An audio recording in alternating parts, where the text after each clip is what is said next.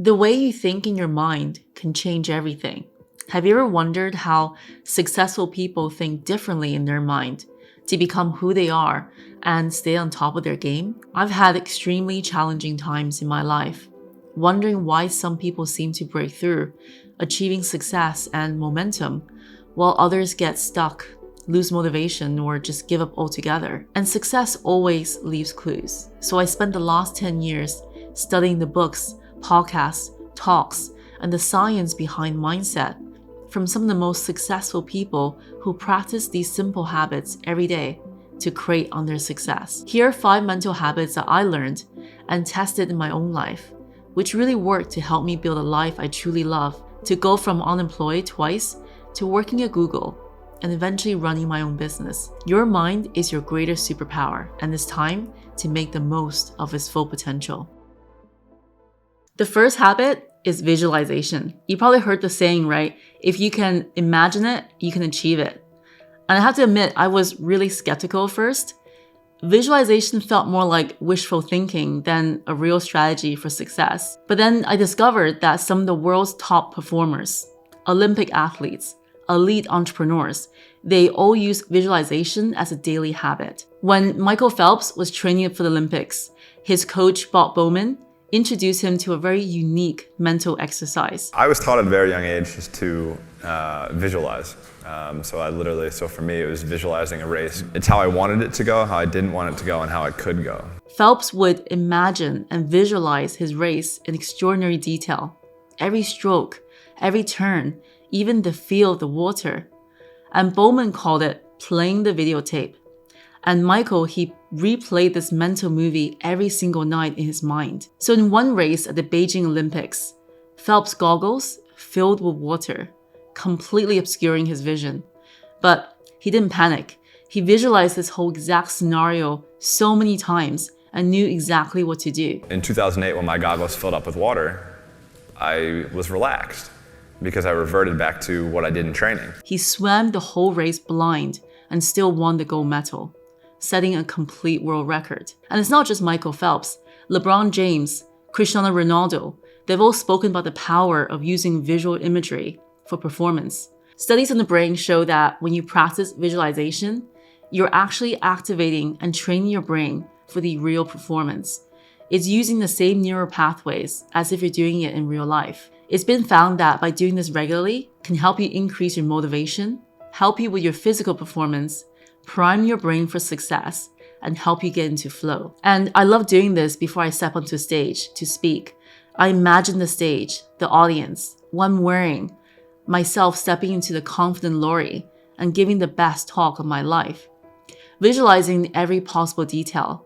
And it always leads me to show up and deliver a great presentation every single time. Whether you're preparing for a talk like me, becoming more productive and focused, maybe you're about to have a tough conversation, a job interview, managing your stress or pain, or a personal goal in your life, spend some time to visualize that process in detail.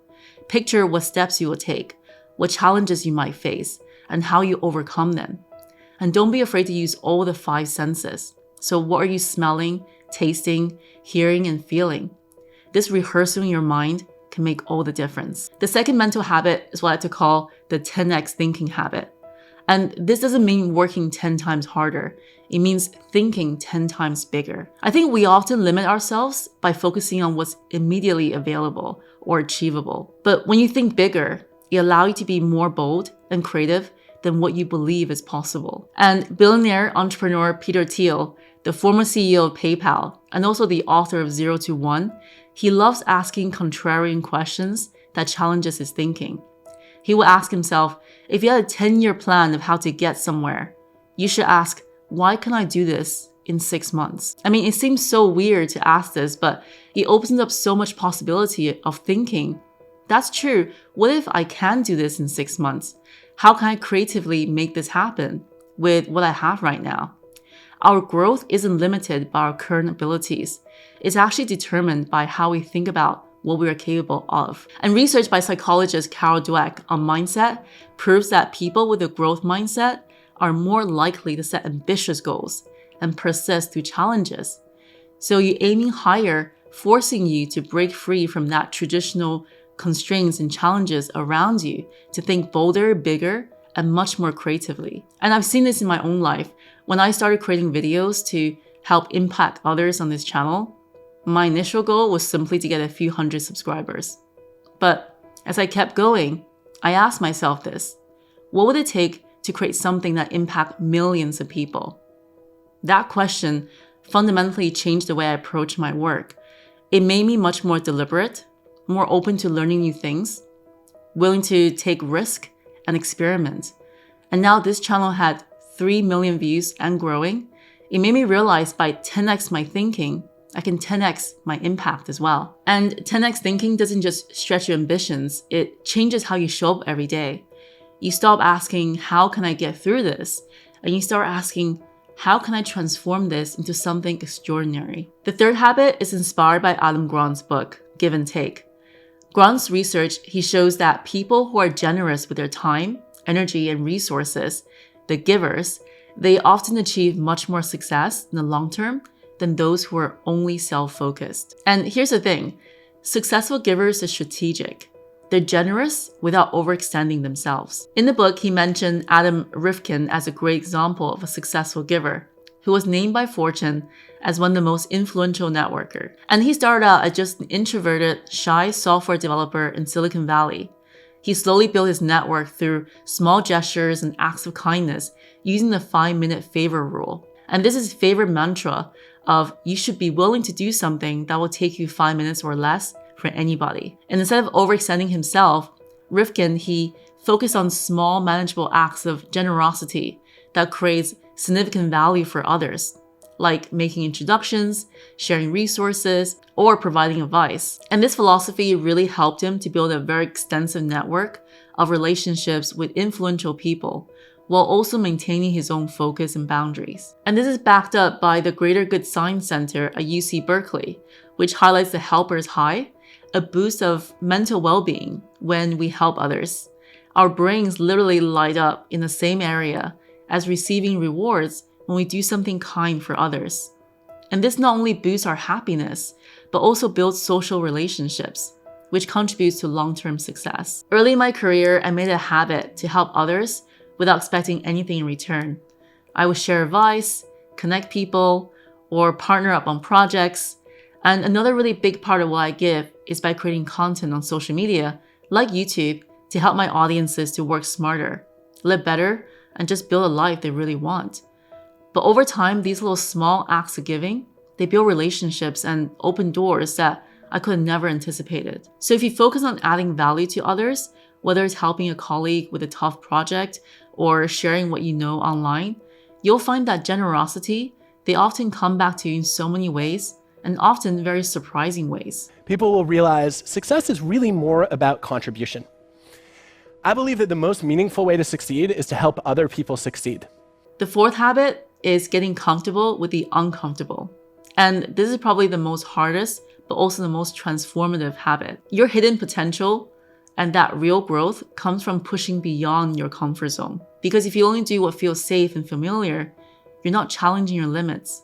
You're actually reinforcing them. And interestingly, the most successful people are the ones who fail the most because they dare to try the most. Sarah Blakely, the founder of Spanx, is one of those people.